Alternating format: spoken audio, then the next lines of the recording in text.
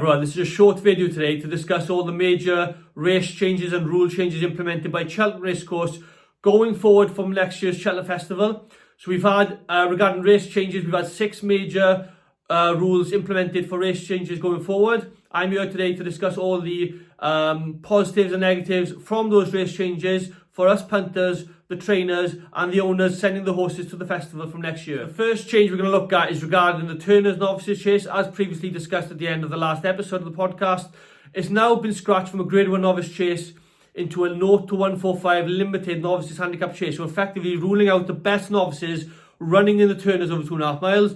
They'll either be running, if going to the festival, they'll either be running in the Arkle novices chase over 2 miles or the Brown Advisory novices chase over 3 miles, making those two races hopefully more ultra competitive and getting the best novices taking on each other in those two races. So we won't be scratching the Turners altogether. That'll still remain, but it goes from a Grade 1 status into a 0 to 145 limited novices handicap chase. So my initial reaction to the Turners novices chase changing its status into now a novices limited handicap chase, I think it's a positive step from Cheltenham Racecourse and the festival going forward, particularly because we don't need 3 novice chase races at the festival, if I'm honest. We have an Arkle, a Grade 1 Arkle novice chase over 2 miles. That division is always ultra competitive. And a Brown Advisory novice chase in the 3 mile division. So I don't think we need a race in between as well to make it 3 Grade 1 novice chase races at the festival. Obviously though, we have had top novices running in the Turners before, such as Galloping the Shop, who's now gone on to become a 2-time Gold Cup winner. So it is a race previously been targeted by trainers instead of a Brown Advisory or an Arkle going forward. But I do think the change is going to be a plus for the 2 races, the Arkle and the Brown Advisory, making sure we still get those 2 mile divisions, the 3 mile divisions, very ultra competitive. The next change that was implemented was regarding the cross country chase, which has now gone into a straightforward handicap chase at the festival, a handicap cross country chase. So now it's going to be sort of how a handicap should be at the festival. It won't be going into a graded race. The cross country will now be getting handicap ratings, weights going into that particular race. So it does mean a more of a level playing field in that particular race. So we won't be getting sort of every horse at level weights, making sure the best horses, the higher rated horses are to the fore and have more of an advantage than the lesser rated horses in the handicap race. So I do think that's a positive step going forward again from the Cheltenham Racecourse. Obviously though, the only negative slant in that particular change is, will we be seeing some of the best handicappers or best horses, the best staying horses in that race, will they even be going to Cheltenham to race in a handicap or saving their horse for a Grand National, which is what the cross country has ultimately become, a race leading up to the Grand National? Will we be seeing the best horses who want to go to the Grand National skipping the cross country chase at the Cheltenham Festival? That's my only concern. We're waiting to see, especially for next year's next year's race, because ultimately we do want to see the best horses running at Cheltenham as well as Aintree in both the cross country chase and the Grand National. The next change we're going to discuss now is regarding the National chase, and this is one of my most favoured changes to the Cheltenham Festival from next year onwards. It's regarding the status of the race itself, and that is now allowed, it's open now to amateur jockeys. That change is going to be scrapped and it's going to be open to amateur jockeys as well as professional jockeys as well. So we will be seeing the more well-known jockeys riding in this race as well from next year. So that would mean we may see the likes of Paul Townend, Rachel Blackmore, Harry Cobden, Harry Skelton and so forth riding in this particular race, if they're a horse to ride in this race, of course.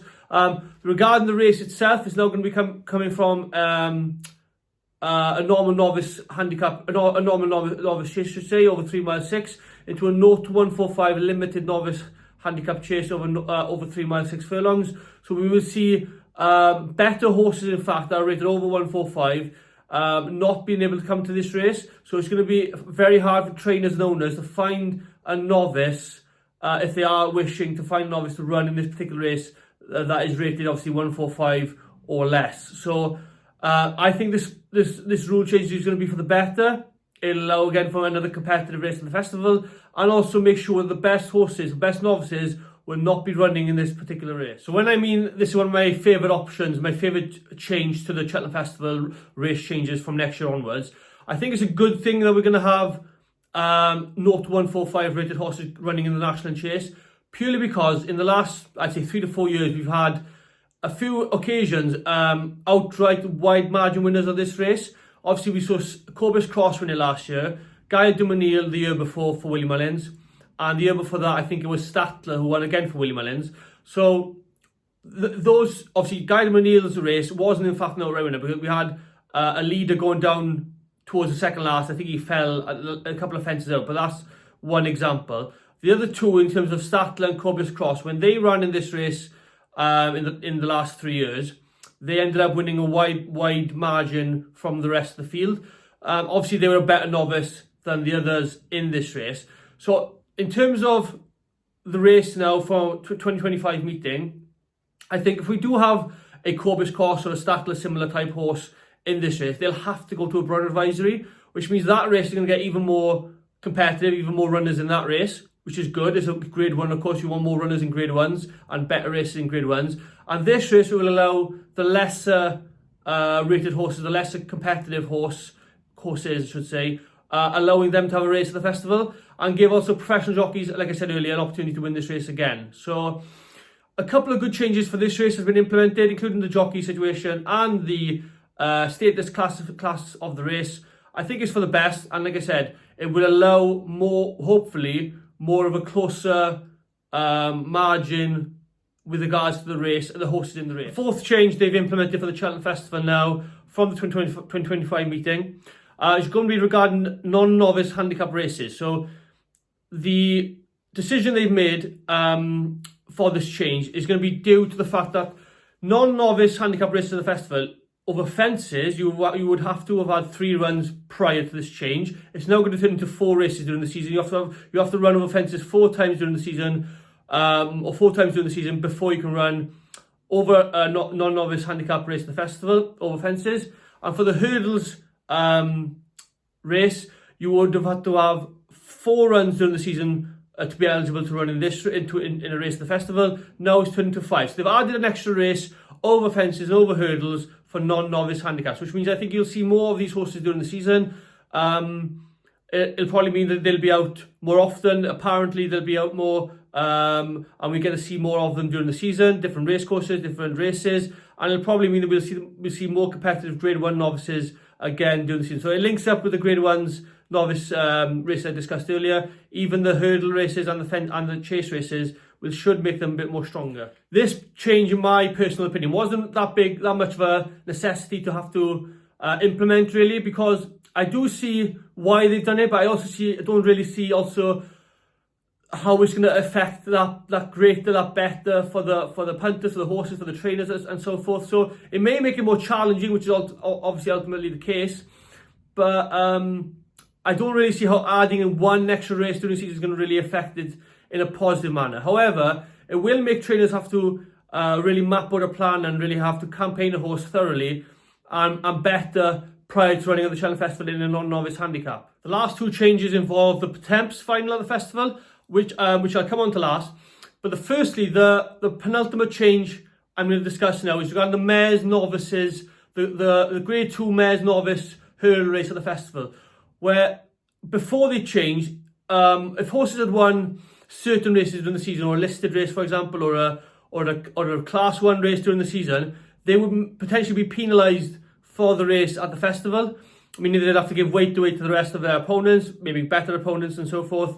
And for example, last season, we saw the winner of the Mares Novice Hurdle, I think Golden Ace, receiving weight from potential better horses going into the festival in terms of the other horses in the field, perhaps.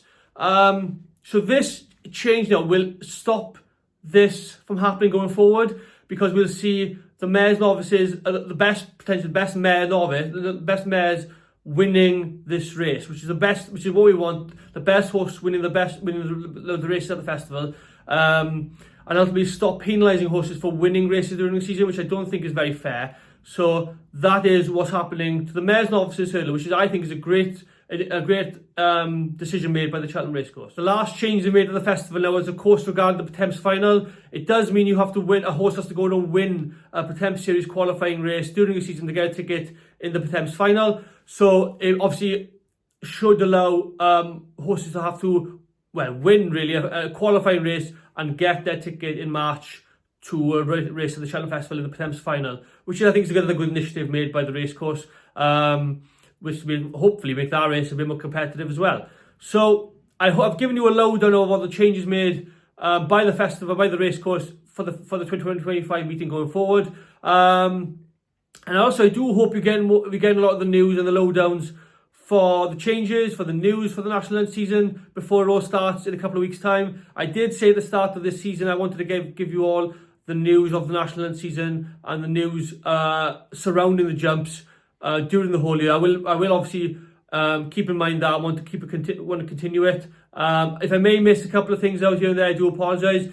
There's one race been happening this week in Ireland, Grade 3 at Listowel, the Grade 3 Kerry National, won very well actually by Florian Porter for Keith Donoghue and Gavin Cromwell, led from start to finish. I think he ended up winning the race by a good 7 to 8 lengths, I think it was. I didn't watch the race, but nonetheless I saw the result.